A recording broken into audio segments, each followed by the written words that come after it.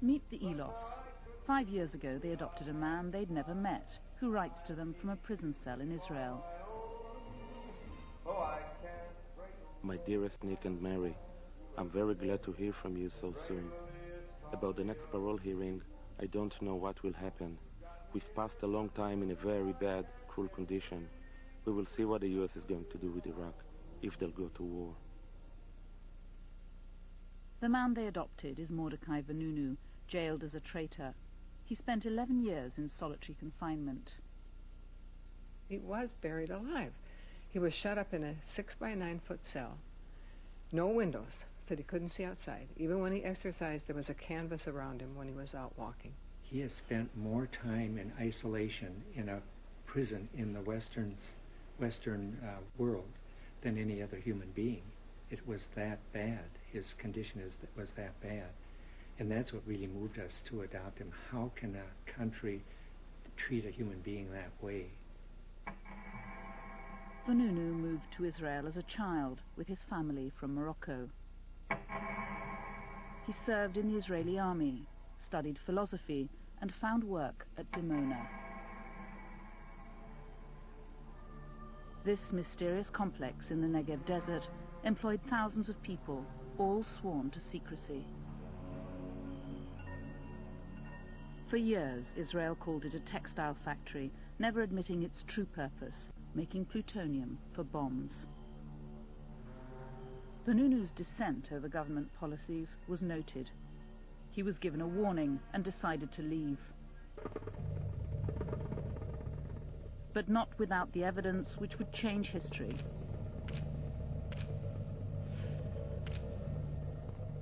Today, his are still the only photographs ever seen of the inside of Israel's nuclear bomb factory.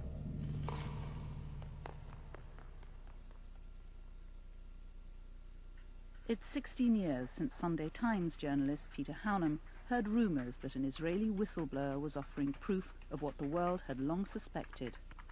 Here was someone who'd said he'd worked right inside the plutonium separation plant, helping to fabricate atomic weapons, who had taken photographs of the machinery, and who had lots of information about how much material was being processed and so on, and therefore he was potentially going to be able to provide incontrovertible evidence that Israel had a very advanced program.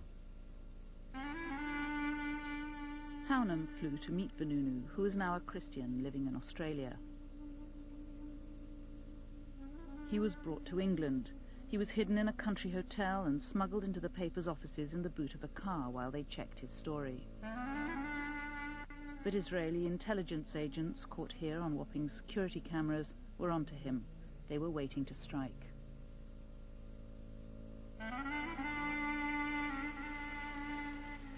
It took weeks for the Sunday Times to go to press with their scoop.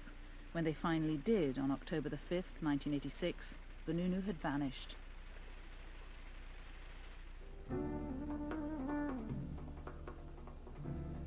He'd met an American woman in Leicester Square who seemed to like him. He was vulnerable and afraid.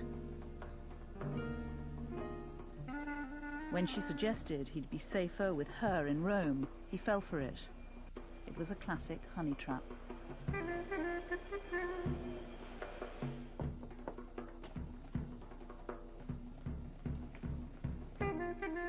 Once in Rome, the full weight of Israel's wrath kicked in.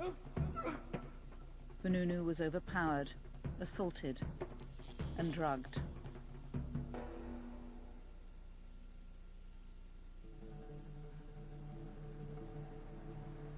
He'd been kidnapped and smuggled back to Israel by boat, unconscious.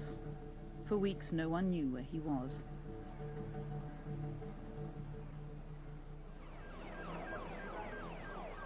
Eventually, the Israelis brought Vanunu to court for a secret trial. They now admitted they had him, but still no one knew how he'd got there. His kidnap, an illegal act on foreign soil, was kept secret. Somehow Vanunu found a pen and solved the mystery for the waiting press. Hijacked in Rome, 30th of September 1986. It was Shimon Peres, then Prime Minister, who'd ordered Vanunu's capture, To this day, the kidnap remains an official state secret. Peres was the father of Israel's secret nuclear program, and for him, the Nunu was a spy. He was a traitor to his country. So what was your reaction? Very negative. What did you do? What I thought should be done. Which was what? To put him to trial. Kidnap him? My lady, I can't go into all the processes. I'm unwilling. I don't see any reason to do so. The fact is that he was brought to trial. Vanunu's trial was held in secret. He was found guilty of treason and espionage and sentenced to 18 years in jail.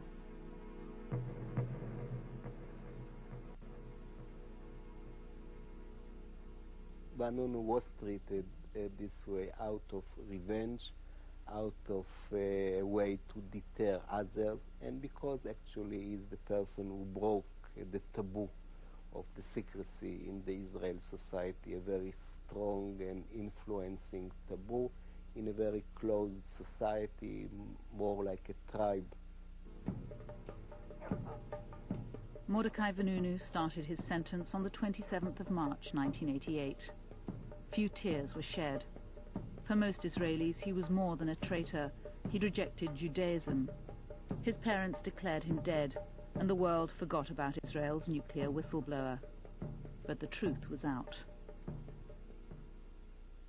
Vanunu told the world that Israel had developed between 100 and 200 atomic bombs and had gone on to develop neutron bombs and thermonuclear weapons, enough to destroy the entire Middle East, and nobody has done anything about it since. Today, proliferation experts report Israel has the world's 6th largest nuclear arsenal, with small tactical nuclear weapons, nuclear landmines, as well as medium-range nuclear missiles launchable from air, land or sea. It's thought plutonium is made in Dimona. Nuclear weapons are assembled at Yodafat and stored at Zechariah and El Abun. 3 nuclear submarines are based in Haifa, and Israel's biological and chemical warfare laboratories are at Ness Ziona. Israel never comments on such reports. But evidence continues to emerge. In 1992, an Israeli cargo plane crashed in Amsterdam, killing 43 people. The Israelis claimed it was carrying flowers and perfume. It took 6 years and a Dutch parliamentary inquiry before they admitted it was carrying DMMP, a key component for sarin nerve gas. The DMMP was bound for the Israeli Institute of Biological Research at Ness Ziona, one of Israel's most secret defense sites. It's subject to no international inspection, and reporting of its activities in Israel is prevented by strict military censorship.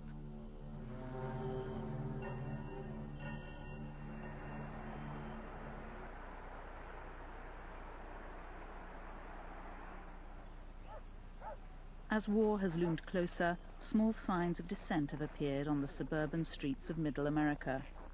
Nick and Mary Eloff have been peace campaigners since the Vietnam War and the draft. The definition of a conscientious objector is someone who sincerely objects to participation in all forms of war. There are 2 words that are extremely important in that definition: sincere and all. Fear that the draft may return has led a new generation